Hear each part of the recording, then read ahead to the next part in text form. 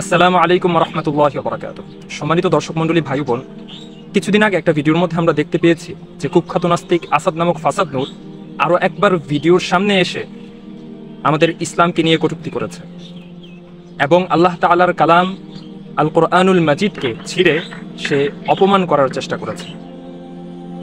এই মানুষটা এই পরিমাণ ঘৃণিত এবং জঘন্য একটা ব্যক্তি, যার জন্য বিশেষ করে আমি তার জন্য হিদায়াতের দোয়াটা পর্যন্ত করতে পারি না। মানে একটা মানুষ কি পরিমাণ জঘন্য হলে তার জন্য হিদায়াতের দোয়াটা পর্যন্ত মন থেকে আসে না, এটা আপনারা একটু কল্পনা করে দেখেন। সে যে প্রতিনিয়ত আমাদের ইসলামকে নিয়ে কটূক্তি করে, বিষয়টা শুধু এমনই নয়, সে রাসূল সাল্লাল্লাহু আলাইহি ওয়াসাল্লাম, আয়েশা রাদিয়াল্লাহু তাআলা আনহা, কোরআনুল মাজিদের বিভিন্ন আয়াতকে নিয়ে সে প্রতিনিয়ত কটূক্তি করতেই থাকে। আর তার একমাত্র উদ্দেশ্য এটাই, এই সস্তা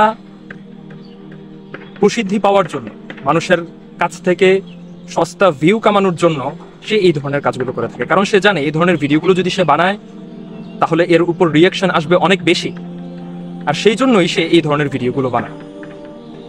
কিন্তু এই ধরনের কাজ করে সস্তা প্রসিদ্ধি পাওয়ার জন্য এরকম জঘন্য কাজ শুধু একমাত্র সেই সমস্ত লোকেরাই করতে পারে যাদের আকলে সালিম, যাদের সুস্থ বিবেক বোধ নষ্ট হয়ে গিয়েছে।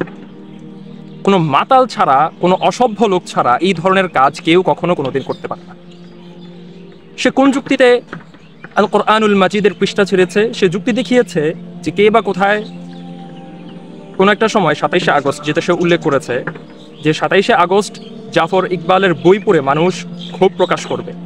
কেন ক্ষোভ প্রকাশ করবে?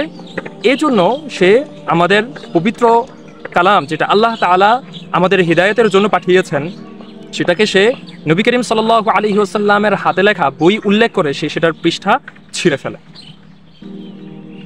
মানে একজন মানুষ ইতিহাস সম্পর্কে কি পরিমাণ অজ্ঞ এবং মূর্খ হলে জাফর ইকবালের মতো নিকৃষ্ট একটা মানুষকে মহানবী সাল্লাল্লাহু আলাইহি ওয়াসাল্লামের মতো একজন উৎকৃষ্ট ব্যক্তির সাথে তুলনা করতে পারে, আর তুলনা করে জাফর ইকবালকে সে প্রাধান্য দিতে পারে। যে মানুষটার ইতিহাসের রহস্যই সম্পর্কেও জ্ঞান নাই, একমাত্র সেই এই কাজগুলো করতে পারে, অন্য কেউ এই কাজগুলো করতে পারে না।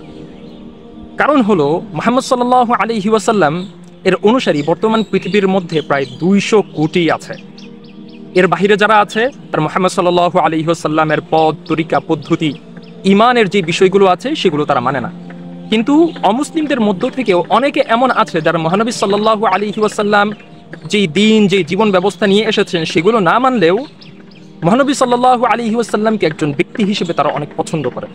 তাদের মধ্যে যে শুধু সাধারণ অমুসলিম আছে বিষয়টা এমন নয়, তাদের মধ্যে এমন অনেক বিশ্ববিখ্যাত ইতিহাসবিদও আছে যারা মহানবী সাল্লাল্লাহু আলাইহি ওয়াসাল্লামের ইতিহাস অ্যাটলিস্ট নিরপেক্ষভাবে পাঠ করার পর তারা মহানবী সাল্লাল্লাহু আলাইহি ওয়াসাল্লামের ব্যাপারে প্রশংসা বাক্য না বলে পারেননি। তো যেখানে বিশ্ববিখ্যাত অমুসলিম লেখক, ইতিহাসবিদরা পর্যন্ত মহানবী সাল্লাল্লাহু আলাইহি ওয়াসাল্লামের প্রশংসা করতে বাধ্য হয়েছে, সেখানে এই কোত্থেকে এসেছে, এসে আমার নবীকে অপমান করার চেষ্টা করছে। আবার জাফর ইকবালকে রাসূল সাল্লাল্লাহু আলাইহি ওয়াসাল্লামের চাইতে আরো অনেক বেশি প্রাধান্য দিচ্ছে।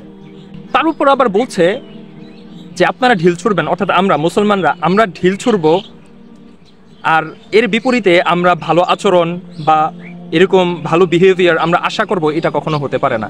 মনে হচ্ছে যেন সে সারাটা জীবন শান্তির বাণী প্রচার করে এসেছে, তাদের বিরুদ্ধে আমরা ঢিল ছোড়াছুড়ি করেছি, এখন তারা বাধ্য হয়ে আমাদের বিরুদ্ধে এরকম কাজগুলো করছে আমাদেরকে মানসিকভাবে ব্যথিত করার জন্য। তার ভিডিওগুলো আপনি দেখবেন, সে কেমন বাক্য চয়ন করে, সে কেমন শব্দ চয়ন করে, কেমন ভঙ্গিতে সে কথা বলে।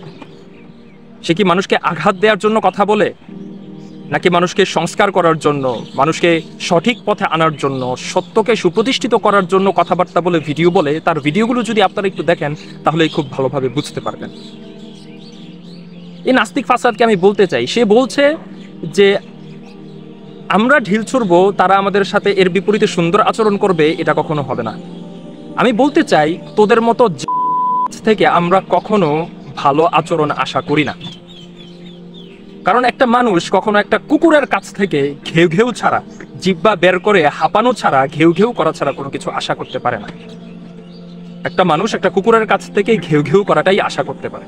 তো তোদের কাছ থেকে এই ধরনের জঘন্য কাজই একজন সাধারণ মানুষ আশা করবে, যখন তোর অতীত ইতিহাস একজন মানুষ জানবে, যখন তোর বর্তমান পরিস্থিতি একজন মানুষ জানবে, তখন তোর কাছ থেকে এরকম নেগেটিভ কাজই সে আশা করবে, যেরকম ভাবে একজন মানুষ একটা কুকুরের কাছ থেকে ঘেউ ঘেউ আশা করে।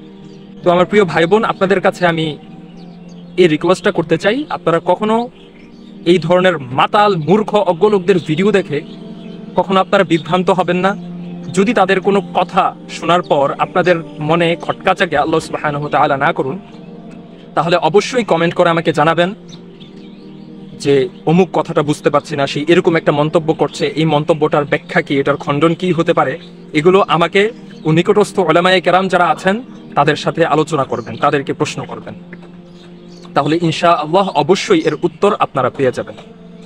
কেননা আল্লাহ সুবহানাহু ওয়া তাআলা পবিত্র কালামে মাজিদের মধ্যে তিনি বলেছেন, ফাসআলু আহলা যিকরি ইন কুনতুম লা তা'লামুন, যদি তোমরা না জানো তাহলে যারা ইলমের ধারক আছে তাদেরকে তোমরা জিজ্ঞেস করো। যদি আমাদেরকে আপনারা জিজ্ঞেস করেন, ইনশাআল্লাহ আমরা সর্বোচ্চ চেষ্টা করব আপনাদের মনের মধ্যে যদি কোনো খটকা থাকে সেই খটকাগুলো দূর করার, ইনশাআল্লাহ তাআলা। সবাই ভালো থাকবেন, সুস্থ থাকবেন। আসসালামু আলাইকুম ওয়া রাহমাতুল্লাহি ওয়া বারাকাতুহু।